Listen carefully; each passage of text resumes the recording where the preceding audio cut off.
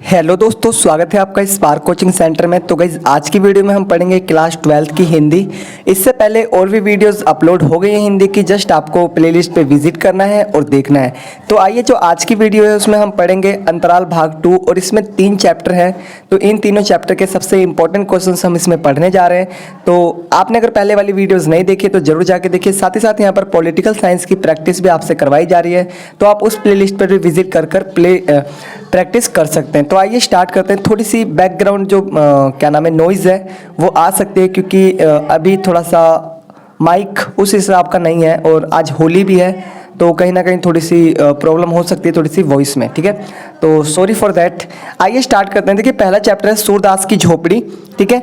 और इसका पहला क्वेश्चन देखते हैं। पहला क्वेश्चन है, चूल्हा ठंडा किया होता तो दुश्मनों का कलेजा कैसे ठंडा होता। इस कथन के आधार पर सूरदास की मन स्थिति बताइए। देखिए, यहाँ पर आपको बताना है जो सूरदास ये वर्ड क्यों कह रहा है। तो ये कहीं ना कहीं आपका 5 मार्क्स का क्वेश्चन पेपर में आ सकता है, तो आपको अच्छे से प्रिपेयर करना है ताकि अगर पेपर में आए तो आप कुछ ना कुछ बनाकर यहाँ पर लिख सके। आइए दूसरा क्वेश्चन देखते हैं। सूरदास अपनी आर्थिक हानि को गुप्त क्यों रखना चाहता था। देखिए, जो सूरदास है वो उसका जो धन जल जाता है उसमें, ठीक है, तो वो उसको गुप्त क्यों रखना चाहता था जब झोपड़ी में आग लगती है तो। क्योंकि सूरदास देखो एक तो गरीब था, ठीक है, और जब लोगों को पता लगता है कि इस पे इतना पैसा था तो आया कहाँ से, तो तरह तरह की बातें होती हैं, ठीक है। तो कहीं ना कहीं वो अपना धन इसलिए भी छुपा के रखना चाहता था। तो ये आप थोड़ा सा वर्ड पढ़ लेंगे, क्या नाम है, अपनी सपोर्ट मटेरियल में। अभी थोड़ा सा टाइम नहीं मिल पाया, जिसके कारण मुझे सिर्फ क्वेश्चन यहाँ पर अपलोड करना पड़ा, ठीक है। आगे देखिए, तीसरा क्वेश्चन है, सुभागी व भैरव के चरित्र पर प्रकाश डालिए। जो सुभागी है और जो भैरव है उसके आपके चरित्र, कैसा चरित्र है दोनों का, ठीक है, वो आपको यहाँ पर बताना है। अगला क्वेश्चन देखते हैं, फोर्थ। देखिए, फोर्थ क्वेश्चन है, तो हम 100 लाख बार बनाएंगे, इस कथन के संदर्भ में सूरदास के चरित्र की विवेचना कीजिए। देखिए, यहाँ से ऐसे पता लगता है कि अगर कोई उसको 100 लाख बार भी कुछ गलत करेगा उसके साथ, तो वो 100 लाख बार भी उसको, जैसे झोपड़ी 100 लाख बार भी जलाएगा ना, तो वो झोपड़ी को 100 लाख बार भी कहीं ना कहीं बनाएगा। तो उससे पता लगता है कि कितना ईमानदार है, हार्ड वर्कर है, ठीक है। तो ये सारी चीज़ें आप कहीं ना कहीं अपनी सपोर्ट मटेरियल में पढ़ लेंगे और वहीं से कहीं ना कहीं क्वेश्चंस आपके एग्जाम में आएंगे। आइए देखते हैं सेकंड चैप्टर, जिसका नाम है बिस्कोर की माटी। तो ये भी चैप्टर कहीं ना कहीं अपने आप में बहुत इंपॉर्टेंट है और सभी इंपॉर्टेंट क्वेश्चंस मैं यहाँ पर आपको बता रहा हूँ। जस्ट आपको इनका PDF में देखना है। आपकी सपोर्ट में ये सारे क्वेश्चंस आपको इजीली मिल जाएंगे, तो जस्ट आपको वहाँ से प्रिपेयर करना है और जब आप प्रिपेयर करेंगे तो कहीं ना कहीं पेपर बहुत अच्छे तरीके से जाएंगे, ठीक है। आइए पहला क्वेश्चन देखते हैं।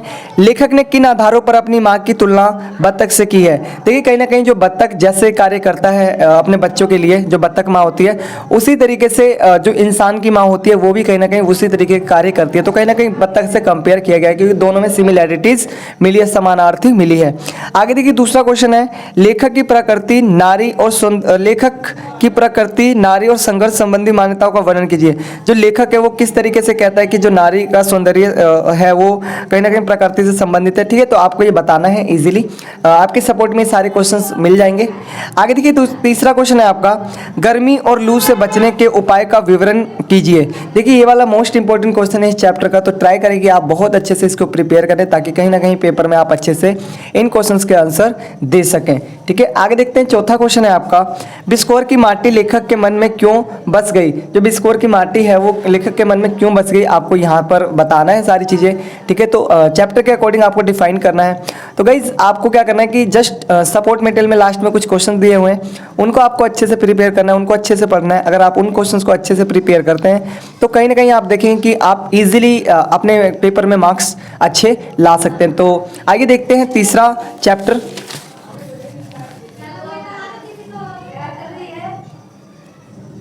देखिए, यहाँ पर तीसरा चैप्टर हम देखेंगे, इसमें भी कुछ मोस्ट इंपॉर्टेंट क्वेश्चन है। आइए उनको पढ़ के जानते हैं, ठीक है। अध्याय तीसरा है,